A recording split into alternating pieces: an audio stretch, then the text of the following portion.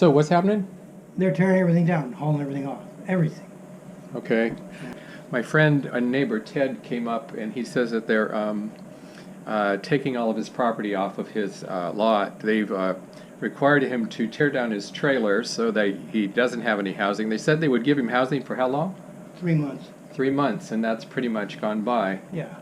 He tried to save the county money by tearing down the trailer himself, and now they're taking his garage and all of his other possessions. Is that right? Right, yeah. All right.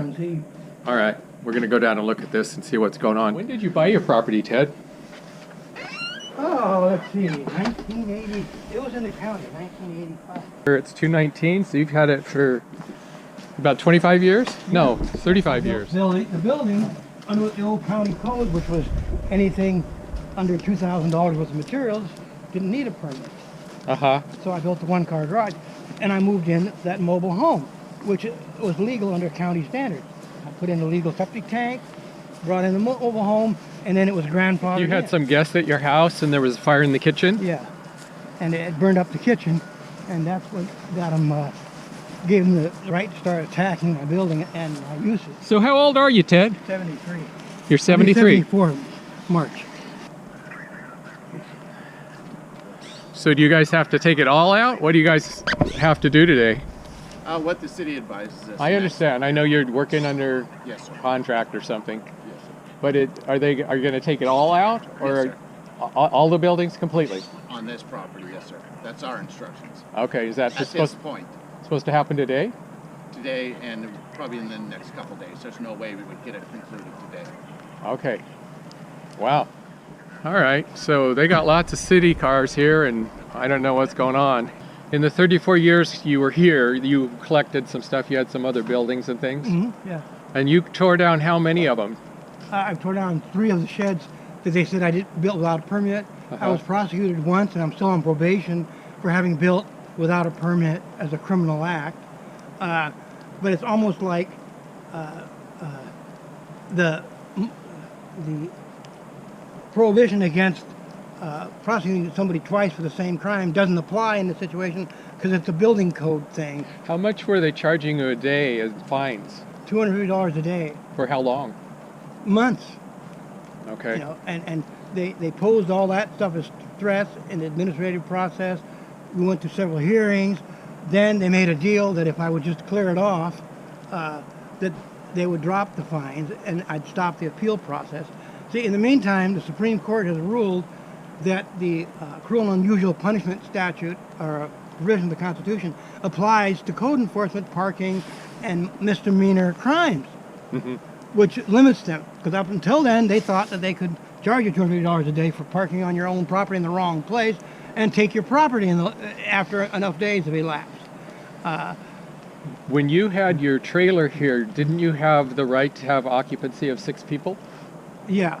Okay, did you ever have more than 6 people living here? No, never more than 6 people. What was the average number of people you had living here? 4 to 5. Okay. Yeah. And sometimes they didn't all live in the trailer all the time. Sometimes they would lived sleep in other areas. Outbuildings. But they all used the trailer for cooking and for the Bathrooms, restrooms yeah. and showering. Yeah, the septic tank system's still here in the ground and still working. So did they turn your water off, Ted? They turned my water off for 1.5 years. I've had no electricity for 3 years under different arguments of you don't have a legal dwelling, and they just won't allow you to have electricity on your property until you have an approved residence. Okay. So they've written the law in such a way that you can't just have a piece of property and say, well, every now and then I want to go there and weed whack and do stuff. I'd like to have a power outlet with a circuit breaker and a ground fault interrupter there, so it's safe. So it's a skirting of using the safety issue where you can provide absolute safety, but they still won't let you have the permit to have the electricity. Uh-huh. Yeah. Are these some other people No, from the those city? are 2 code enforcement Okay. vehicles. All right. Well, they'll be interesting to talk to. Go ahead and...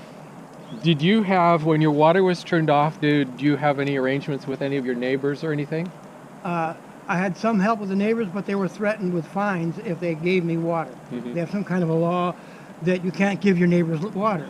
And it sounded like at first it was if somebody wouldn't pay their their water bill. They didn't want them to get free water from the neighbors. But it went further than that. They threatened the neighbors with $6,000 fines for giving me water. Then later on, when we researched it, we found out there's a state law that they're not allowed to shut off your water for anything other than contaminating the supply or not paying your water bill. Okay. So then I had a year and a half, $100 a day fine against them for misapplying the law. Okay, you did get an attorney and Yeah. you countered? Yeah, we found that. That's what led to the, well, we'll drop our lawsuits if you'll drop yours. Compromise, but they still want me out of here. Hello? Okay. I'm going to talk to these guys over here. How are you folks doing? How are you doing today? Yeah, I'm Jack. I'm a neighbor here. I live in the city. And it looks like something's going on. You guys are, how much are you guys planning on doing today? All right, this is Dave with the fifth wheel. Want to know what There's a the big, alternatives are to get out of here. oh, the, He wants to oh, talk to you. oh, he wants to get the trailer out. Yeah, well, he's still in the last couple of days in the treatment center up in Tacoma. Yes, sir. So what all's happening? I can't answer that for you. You can't answer? All right. It's not my cup of tea. Looks like this company's hired to do this. The city people from the city aren't talking about anything.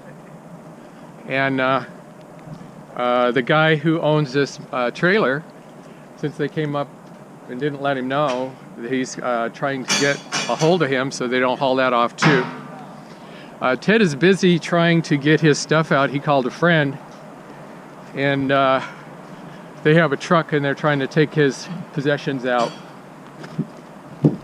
So there's two homes, or two shelters, 3 shelters here still at this time. I guess there were up to 5 at one time. So this is homelessness in America, I guess.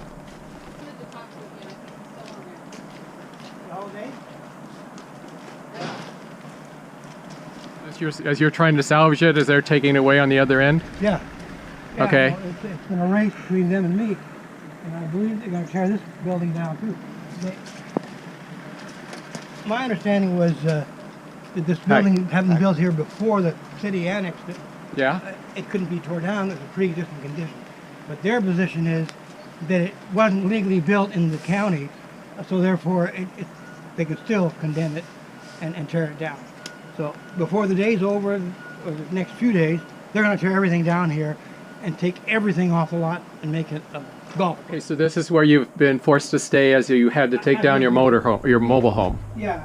What year was your mobile home, Ted? It was like a 1971.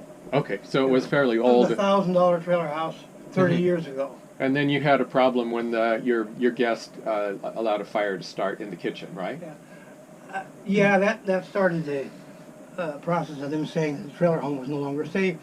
I had to hire an engineer to state that the motorhome wasn't dangerous, a mobile home, because it's made out of glue and cardboard, and it wouldn't hurt anybody. Okay, so then you moved into your garage, And I moved into my garage. and now they're tearing down your garage. My guess is our agreement was that they would limit it to $5,000, the abatement cost. Yeah. So the abatement actually may cost them $20,000. But the agreement was that it would limit it to 5. I was trying to get them to not to include my pre-existing building that I'm living in. Uh-huh. But I think they're going to tear that down or arrest me if I try to stop it. To me, this is a very fundamental American right fight. That the building department has a right to control the building so that developers don't build massive houses without roads and sewers and adequate stuff. Those are not the issues that are going on here. The sewer's here, septic tank is illegal, it's a dead-end road. Half of the reasons for these laws is not here an issue. Yeah. Now it's an issue of the way it's written. We can tear it down and we can drive you off. Just like we can go to a homeless camp and take everybody's personal possessions and throw them in a dumpster. So Except for here, they're doing the same thing on my private property. So Ted, I think I'm going to take my video back. I think I got enough information to just give an idea of what's going on. I'm going to I'll contact the Columbian and I'll contact the news and just let them know and see what they do with it. Is there anything you'd like me to do here? No, I mean, this is pretty much If you need to bring anything over to my house, Yeah. that, you know, like Tools, equipment or valuable. something, you Yeah. can put them in my garage. yeah. But- So,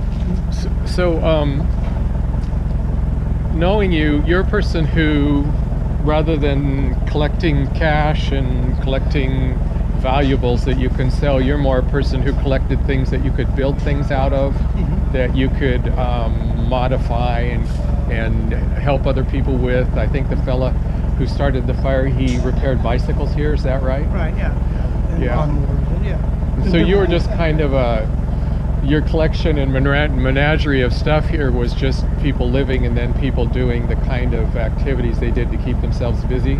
Yeah, and then I was trying to build more legal-sized tool sheds that people could live in, and Uh-huh. trying to get the city to authorize an emergency allowing people to live in tool sheds, Uh-huh. you know, that are safe and legal. Yeah. The safe and legal stuff can easily Well, be it's safer than a tent, anyway.